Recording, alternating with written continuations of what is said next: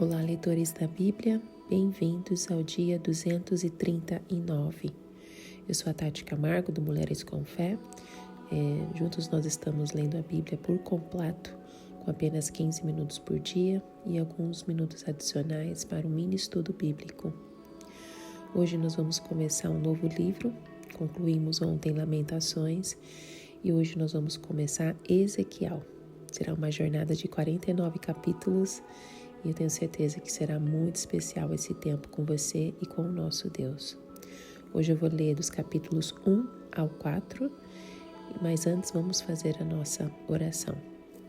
Senhor, muito obrigado por mais um dia de vida, um dia na Tua presença. Obrigada, Pai, por essa oportunidade de estarmos lendo mais este novo livro, que o Teu Espírito Santo revele para nós, Pai, os seus propósitos, nos dê entendimento, nos dê conhecimento, compreensão, sabedoria, para que possamos entender as verdades da Tua palavra, Senhor. Que possamos Te amar ainda mais ao final desta leitura, que possamos conhecer algo novo sobre o Senhor, como nunca soubemos antes. Que nós possamos proclamar as Suas verdades, Senhor. Remova todas as nossas distrações, que possamos priorizar o nosso tempo contigo e que seja um tempo muito especial, Pai. Em nome de Jesus. Amém. Ezequiel capítulo 1. Os 7 viventes e a glória do Senhor. Era o 5º dia do 4º mês do 30º ano e eu estava entre os exilados, junto ao rio Quebar. Abriram-se os céus e eu tive visões de Deus. Foi no 5º ano do exílio do rei Joaquim, no 5º dia do 4º mês, a palavra do Senhor veio ao sacerdote Ezequiel, filho de Buzi, junto ao rio Quebar, na terra dos caldeus. Ali a mão do Senhor esteve sobre ele. Olhei e vi uma tempestade que vinha do norte, uma nuvem imensa com relâmpagos e faíscas e cercada por uma luz brilhante. O centro do fogo parecia metal reluzente e no meio do fogo havia 4 vultos que pareciam 7 viventes. Na aparência tinham a forma de um homem, mas cada um deles tinha 4 rostos e 4 asas. Suas pernas eram retas, seus pés eram como de um bezerro e reluziam como bronze polido. Debaixo de suas asas, nos 4 lados, eles tinham mãos humanas. Os 4 tinham rostos e asas, e as suas asas encostavam umas nas outras. Quando se moviam, andavam para a frente e não se viravam.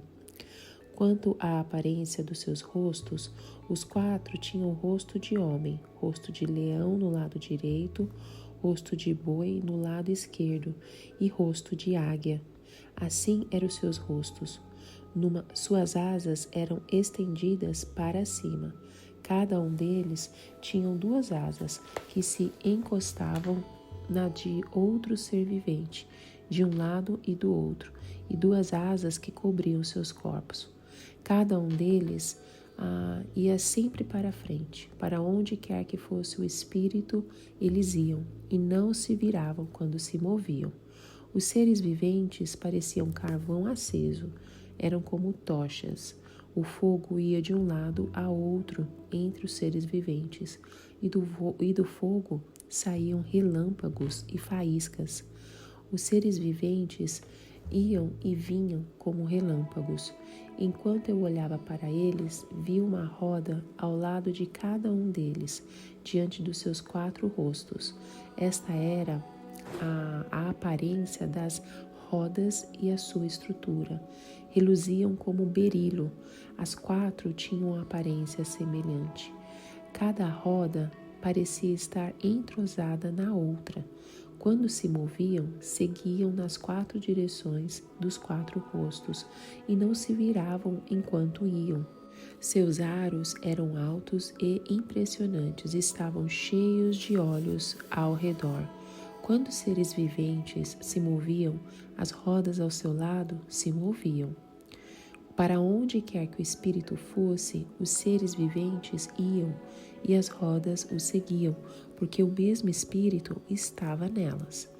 Quando os seres viventes se moviam, elas também se moviam. Quando eles ficavam imóveis, elas também ficavam.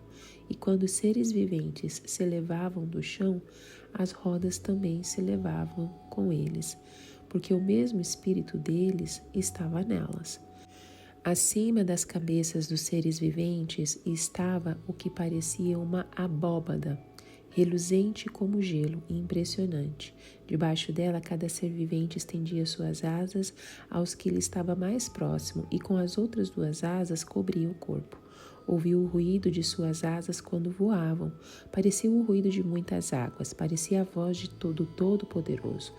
Era um ruído estrondoso, como o de um exército. Quando paravam, fechavam as asas. Então veio uma voz de cima da abóbada sobre as suas cabeças, enquanto eles ficavam de asas fechadas. Acima da abóbada, sobre suas cabeças, havia o que parecia um trono de safira. E bem no alto, sobre o trono, havia uma figura que parecia um homem. Vi que a parte de cima do que parecia ser a cintura dele parecia metal brilhante, como que cheia de fogo, e a parte de baixo parecia fogo, e uma luz brilhante o cercava, tal como a aparência do arco-íris nas nuvens de um dia chuvoso. Assim era o resplendor ao seu redor. Essa era a aparência da figura da glória do Senhor. Quando a vi, prostrei-me, rosto em terra, e ouvi a voz de alguém falando. Ezequiel capítulo 2. O chamado de Ezequiel. Ele me disse: Filho do homem, fique em pé, pois eu vou falar com você. Enquanto ele falava, o Espírito entrou em mim e me pôs em pé, e ouvi aquele que me falava. Ele disse: Filho do homem, vou enviá-lo aos israelitas, nação rebelde que se revoltou contra mim. Até hoje, eles e os seus antepassados têm se revoltado contra mim. O povo a quem eu vou enviá-lo é obstinado e rebelde. Diga-lhe: assim diz o soberano, o Senhor. E quer aquela nação rebelde ouça, quer deixe de ouvir, saberá que um profeta esteve no meio dela. E você, filho do homem, não tenha medo dessa gente, nem das suas palavras. Não tenha medo ainda que o cerquem espinheiros e você viva entre escorpiões. Não tenha medo do que disserem, nem fique apavorado ao vê-los, embora seja uma nação rebelde. Você lhes falará as minhas palavras, quer ouçam, quer deixem de ouvir, pois são rebeldes. Mas você, filho do homem, ouça o que eu lhe digo, não seja rebelde como aquela nação. Abra a boca e coma o que eu vou lhe dar. Então olhei e vi a mão de alguém estendida para mim. Nela estava o rolo de um livro, que ele desenrolou diante de mim. Em ambos os lados do rolo estavam escritas palavras de lamento, pranto e ais. Ezequiel capítulo 3. E ele me disse: Filho do homem, coma este rolo, depois vai falar à nação de Israel. Eu abri a boca, e ele me deu o rolo para eu comer. E acrescentou: Filho do homem, coma este rolo que eu estou lhe dando, e enche o seu estômago com ele. Então eu o comi, e em minha boca era doce como mel. Depois ele me disse: Filho do homem, vá agora à nação de Israel e diga-lhe as minhas palavras. Você não está sendo enviado a um povo de fala obscura e de língua difícil, mas a nação de Israel não irá a muitos povos de fala obscura e de língua difícil, cujas palavras você não conseguiria entender. Certamente, se eu o enviasse, eles o ouviriam, mas a nação de Israel não vai querer ouvi-lo, porque não quer me ouvir, pois toda a nação de Israel está endurecida e obstinada. Porém, eu tornarei você tão inflexível e endurecido quanto eles. Tornarei a sua testa como a mais dura das pedras, mais dura que a pederneira. Não tenha medo deles, nem fique apavorado ao vê-los, embora seja uma nação rebelde. E continuou: Filho do homem, ouça atentamente e guarde no coração todas as palavras que eu lhe disser. Vá agora aos seus compatriotas que estão no exílio e fale com eles. Diga-lhes, quer ouçam, quer deixem de ouvir. Assim diz o soberano Senhor. Depois o Espírito elevou-me e ouvi essa estrondosa aclamação: que a glória do Senhor seja louvada e a sua habitação. E ouvi o som das asas dos seres viventes roçando umas nas outras, e atrás deles o som das rodas, um forte estrondo. Então o Espírito elevou-me e tirou-me de lá, com o meu espírito cheio de amargura e de ira, e com a forte mão do Senhor sobre mim. Fui aos exilados que moravam em Tel-Albibe, perto do rio Quebar. 7 dias fiquei lá, entre eles, atônito. Advertência a Israel. Ao fim dos 7 dias, a palavra do Senhor veio a mim. Filho do homem, disse ele, eu fiz sentinela para a nação de Israel. Por isso, ouça a palavra que digo a eles e eles a minha advertência. Quando eu disser a um ímpio que ele vai morrer e você não advertir nem lhe falar para dissuadi-lo dos seus maus caminhos para salvar a vida dele, aquele ímpio morrerá por sua iniquidade, mas para mim você será responsável pela morte dele. Se, porém, você advertir o ímpio e ele não se desviar de sua impiedade ou dos seus maus caminhos, ele morrerá por sua iniquidade, mas você estará livre dessa culpa. Da mesma forma, quando o justo se desviar de sua justiça e fazer o mal, e eu puser uma pedra de tropeço diante dele, ele morrerá. Uma vez que você não o advertiu, ele morrerá pelo pecado que cometeu. As práticas justas dele não serão lembradas. Para mim, porém, você será responsável pela morte dele. Se, porém, você advertir o justo e ele não pecar, certamente ele viverá, porque aceitou a advertência, e você estará livre dessa culpa. A mão do Senhor esteve ali sobre mim, e ele me disse, levante-se e vá para a planície, e lá falarei com você. Então me levantei e fui para a planície, e lá estava a glória do Senhor, glória como a que eu tinha visto junto ao rio Quebar. Prostrei-me rosto em terra, mas o Espírito entrou em mim e me pôs em pé. Ele me disse, vá para casa e tranque-se, pois você, filho do homem, será amarrado com cordas, você ficará preso e não conseguirá sair para o meio do povo. Farei sua língua apegar-se ao céu, da boca para que você fique calado e não possa repreendê-los, embora seja uma nação rebelde. Mas quando eu falar com você, abrirei sua boca, e você lhes dirá, assim diz o soberano Senhor. Quem quiser ouvir, ouça, e quem não quiser, não ouça, pois são uma nação rebelde. Ezequiel capítulo 4. Cerco simbólico de Jerusalém. Agora, filho do homem, apanhe um tijolo, coloque à sua frente e nele desenhe a cidade de Jerusalém. Cerque-a, então, e erga obras de cerco contra ela. Construa uma rampa, monte acampamentos e ponha arietes ao redor dela.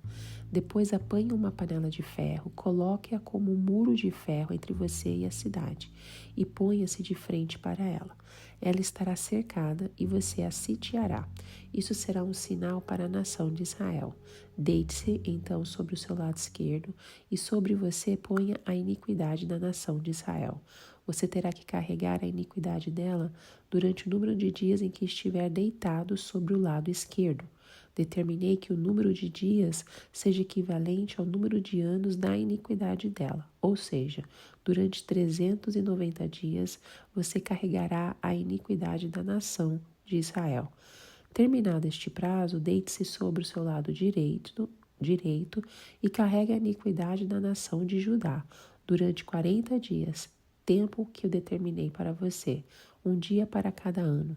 Olhe para o cerco de Jerusalém e com o braço desnudo profetize contra ela. Vou amarrá-lo com cordas para que você não possa virar-se enquanto não cumprir os dias da sua aflição.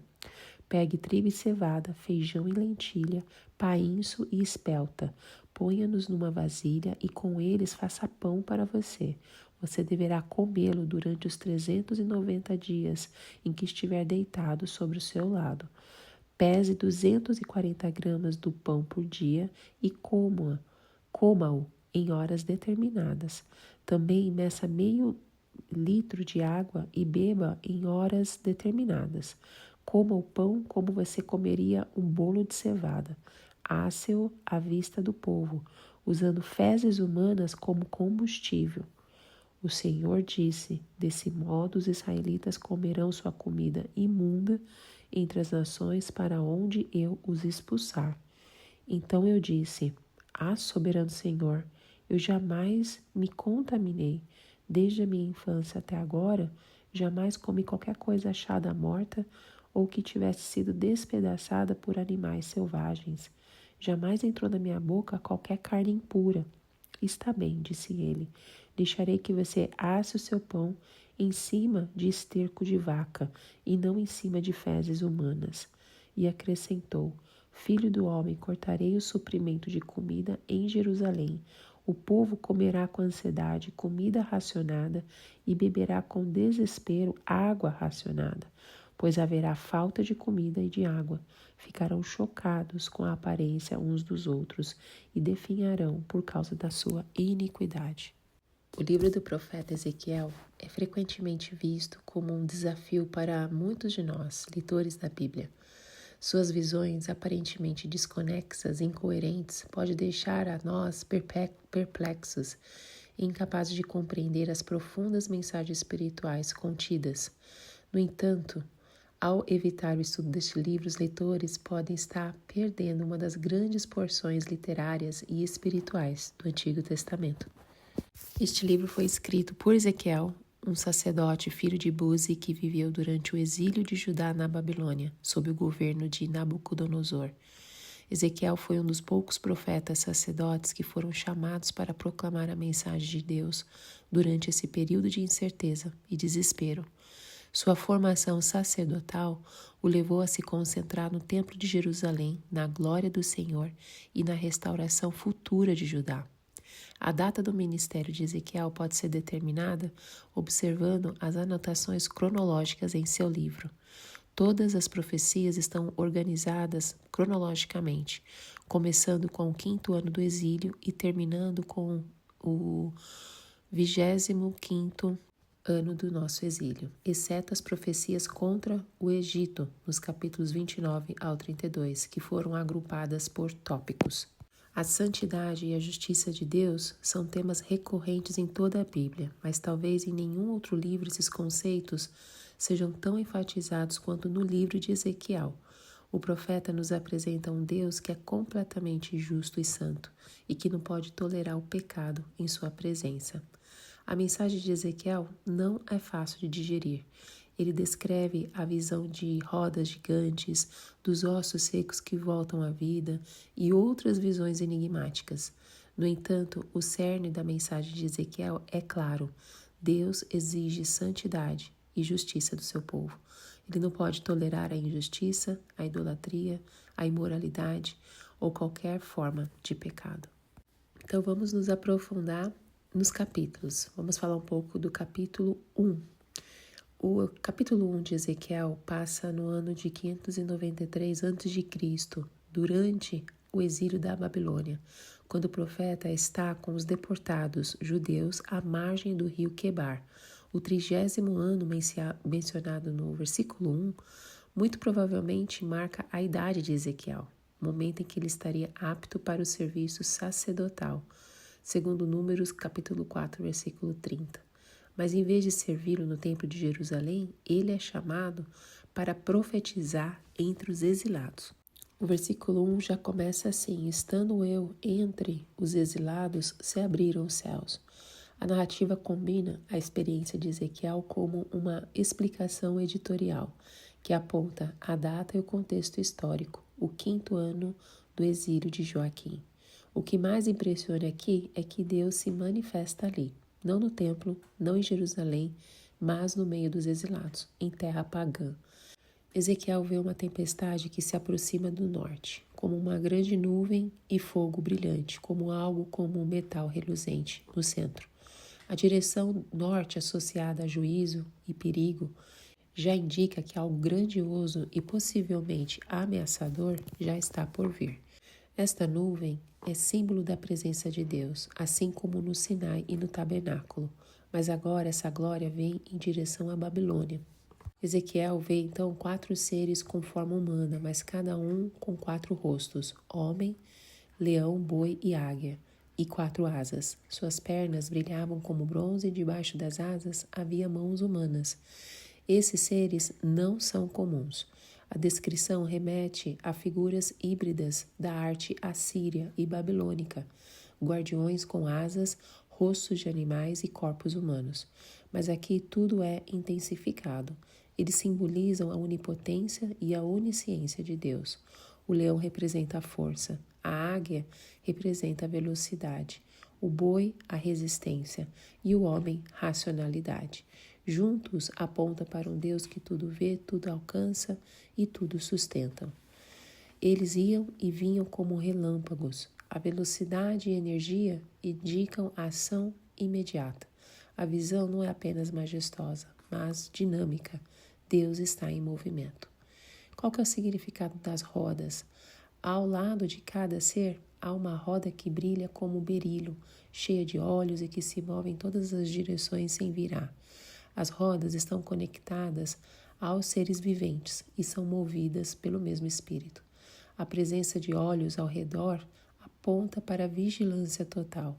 Deus vê tudo, em todos os lugares. A mobilidade das rodas mostra que a sua glória não está confinada a um local. Ela vai onde Ele deseja. Nos versículos 22 ao 27, fala sobre o que há em cima das criaturas. Há uma plataforma como um cristal sustentando um trono de safira. E sobre o trono, uma figura semelhante a um homem, lá no versículo 26. Essa figura está cercada de fogo e brilho com metal incandescente. É a presença gloriosa de Yahvé. Ezequiel não tenta descrevê-lo de forma exata. Ele apenas diz que parecia com algo resplandecente, ardente, glorioso. Como Ezequiel reage? Ao ver tudo isso, Ezequiel cai com o rosto em terra.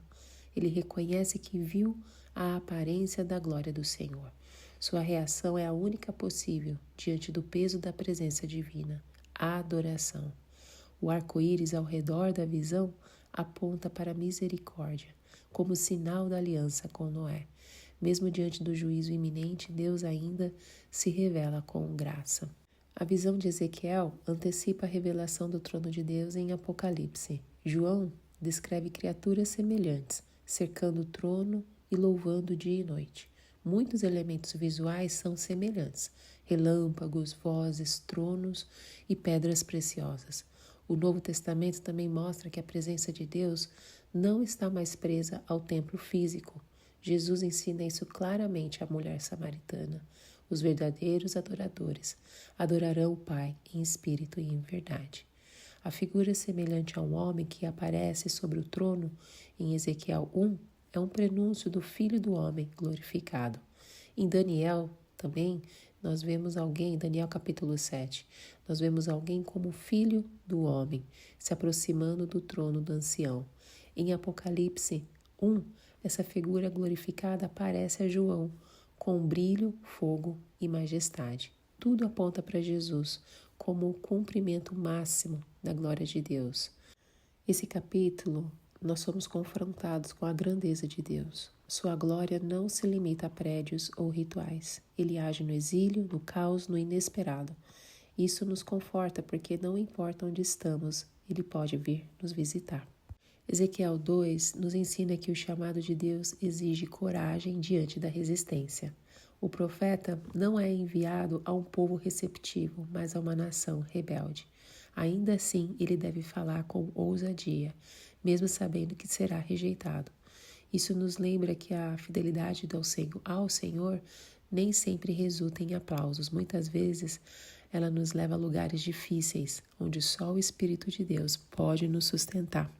Já no versículo 1, Deus inicia a conversa. Ezequiel está prostrado diante da glória que viu, mas agora é chamado a se levantar. Filho do homem, fique de pé que eu vou falar com você. E não faz por conta própria. O Espírito entrou em mim e me pôs de pé. Isso nos ensina que eu não me levanto sozinho para o chamado de Deus. É o Espírito que me capacita. Assim como em Atos, o poder para testemunhar não vem de mim, mas do Espírito Santo. Deus é direto. Ele diz assim: vou enviá-lo aos israelitas, nação rebelde, que se revoltou contra mim. A palavra rebelde aparece repetidamente. O povo não apenas desobedeceu, eles romperam a aliança.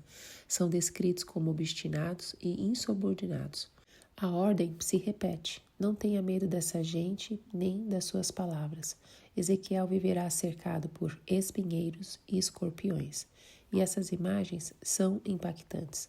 Mas Deus o tranquiliza. Não tenha medo nem fique apavorado. A repetição mostra que o medo seria natural, mas a coragem é o que Deus exige. A ordem é bem clara: você lhes falará as minhas palavras, independentemente da reação. O profeta não deve medir o sucesso pela resposta do povo, mas pela fidelidade à sua palavra. O capítulo termina com um gesto simbólico poderoso. Deus manda Ezequiel comer o rolo.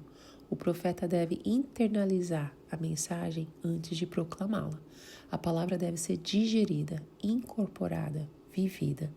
O rolo está escrito por dentro e por fora, repleto de lamentações, prantos e ais. A missão não será alegre, a mensagem é de juízo, mas no capítulo seguinte Ezequiel dirá que o rolo era doce como mel. Isso nos mostra o paradoxo da palavra de Deus, amarga por seu conteúdo, doce por sua origem. No capítulo 3, nos ensina que o chamado de Deus exige entrega total. O profeta não apenas ouve a palavra divina, ele a come, a internaliza, é transformado por ela. Seu ministério não nasce de uma ideia ou desejo pessoal, mas de um encontro com Deus glorioso e soberano. Mesmo amargurado e isolado, Ezequiel descobre que a fidelidade ao chamado vale mais que o conforto. No versículo 1 diz: Filho do homem, come este rolo. O rolo está cheio de lamentações, prantos e ais. É uma mensagem amarga. Mas quando o profeta come, diz: Em minha boca era doce como o mel. Essa imagem é poderosa. Comer o rolo representa absorver a mensagem de Deus até que ela se torne parte de quem o profeta é. Jeremias teve uma experiência semelhante. Achadas tuas palavras, logo as comi. As tuas palavras me foram gozo e alegria para o coração. Jeremias 15, versículo 16. Mas em Ezequiel, o gesto é literal dentro da visão. O profeta não pode falar em nome de Deus sem primeiro ser transformado por ele. Isso nos faz pensar, será que nós temos nos alimentado da palavra a este ponto? Ou só conheço de forma superficial? Por que Ezequiel é enviado aos exilados?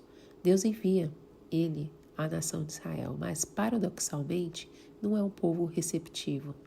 Eles não querem me ouvir, diz o Senhor. Se Ezequiel fosse enviado a estrangeiros, seria melhor recebido. Isso mostra que o problema do povo não é cultural, é espiritual. E para lidar com essa resistência, Deus promete: tornarei a sua testa como a mais dura das pedras. Aqui é um jogo de palavras. O nome Ezequiel carrega a ideia da força de Deus. O profeta será endurecido para enfrentar um povo obstinado. O texto reforça a fidelidade. Quer ouçam, quer deixem de ouvir. O profeta não é responsável por convencer. Sua missão é anunciar com fidelidade. O Espírito elevou-me. Mais uma vez, o Espírito aparece de forma ativa. Ele move o profeta, mas também o enche de amargura, com o meu espírito cheio de amargura e de ira.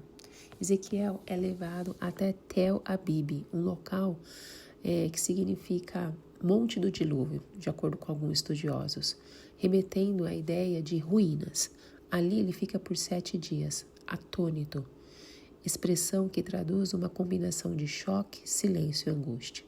Esse momento é essencial, o profeta precisa assimilar o chamado. Antes de falar, ele precisa calar. Antes de agir, precisa sentir o peso daquilo que foi confiado a ele. No final de 7 dias, Deus fala novamente: eu o fiz sentinela para a nação de Israel. A imagem é clara. O sentinela é aquele que vigia e avisa sobre o perigo. Ezequiel deve avisar o povo do juízo de Deus. O texto apresenta 4 cenários. Em todos, o foco é a responsabilidade do profeta. Se ele não avisar, será culpado. Se avisar, estará livre da culpa, mesmo que o povo não mude. Esta parte do capítulo tem um tom jurídico. Deus é o juiz, o povo é o réu e o profeta é o mensageiro do veredito. Esse trecho nos confronta. Deus nos chamou para falar sua palavra com coragem. Não podemos nos calar diante desse erro. Se vejo alguém caminhando para longe de Deus e fico em silêncio, assumo parte da culpa.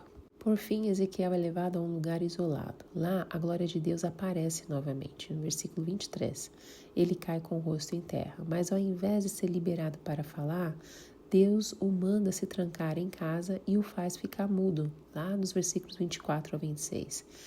Essa mudez não é castigo, é sinal.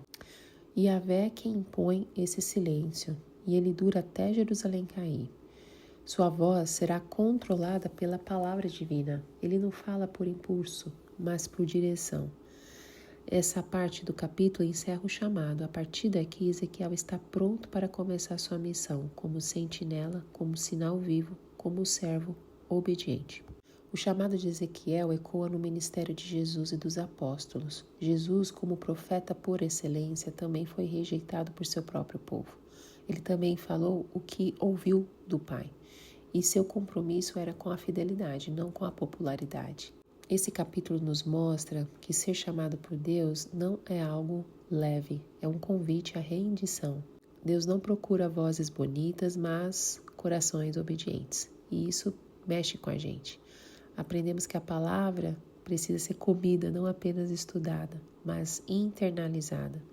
Precisamos parar de apenas ler a Bíblia como informação. Ela precisa nos transformar por dentro. E Ezequiel 4 nos ensina que Deus fala até por meio do silêncio encenado. Em vez de palavras, o profeta comunica com o corpo, com gestos e com restrições. É um capítulo desconfortável, tanto para Ezequiel quanto para quem observa, mas profundamente revelador. O julgamento que viria sobre Jerusalém era tão sério que só um teatro vivo poderia transmitir sua gravidade. E isto mostra que Deus vai usar todos os meios possíveis para alertar, corrigir e chamar seu povo de volta. Ezequiel deve pegar um tijolo de barro e desenhar nele a cidade de Jerusalém. Depois precisa cercá-la simbolicamente, construir rampas, posicionar arietes e até levantar um muro de ferro entre ele e a cidade. Esse tijolo provavelmente ainda estava fresco quando o profeta desenhou ele, como era muito comum na cultura babilônica. A ação representa um cerco iminente, mas o mais chocante é a última parte. Ezequiel deve colocar uma chapa de ferro entre ele e a cidade. Essa barreira representa Deus. A cidade está cercada, não só por exércitos, mas pela rejeição divina. Deus não ouvirá mais as suas orações. Depois da encenação do cerco, Ezequiel recebe outra ordem incomum: deitar-se sobre o lado esquerdo por 390 dias e depois sobre o lado direito por 40 dias. Cada dia simboliza um ano de iniquidade. Os 390 dias representam um longo período de pecado de Israel, e os 40 dias dizem respeito a Judá. O fato de Ezequiel estar amarrado, lá no versículo 8, ressalta que ele não poderia mudar de posição. Isso simboliza a firmeza do decreto de Deus. A destruição viria, nada mais poderia detê-la. O profeta também deve comer pão feito de uma mistura improvável: trigo, cevada, feijão, lentilha, painço e espelta. Esses ingredientes indicam escassez. É um tipo de mistura feita quando não há nada além dos restos dos armazéns. Isso nos faz pensar nas consequências reais do pecado coletivo. Não só imagens espirituais. O povo passaria fome, a dor seria física. O pecado, quando sem arrependimento, gera consequências concretas. Agora, lá nos versículos 12 ao 15, por que foi necessário usar fezes como combustível? Essa foi a ordem mais chocante. Ezequiel deve assar o pão usando fezes humanas como combustível. Mas ele protesta lá no versículo 14, lembrando que é sacerdote e nunca quebrou as regras dietéticas. Deus então permite que use esterco de vaca. Aqui o ponto é que o exílio levaria o povo a comer pão imundo, não apenas fisicamente impuro, mas espiritualmente contaminado pelo ambiente pagão. Comer em terra impura era para um israelita sinal de humilhação extrema. O protesto de Ezequiel é humano e sincero. Ele teme a quebra das leis do Senhor, mesmo em meio a um chamado profético. Isso nos ensina que eu posso ser honesto diante de Deus. Eu posso orar, posso questionar. Deus vai me compreender. Qual que é a interpretação divina? Nos últimos versículos, Deus interpreta o sinal. Cortarei o suprimento de comida em Jerusalém. O povo comerá com ansiedade e beberá com desespero. Ficarão em choque ao verem uns aos outros e definharão por causa da sua iniquidade.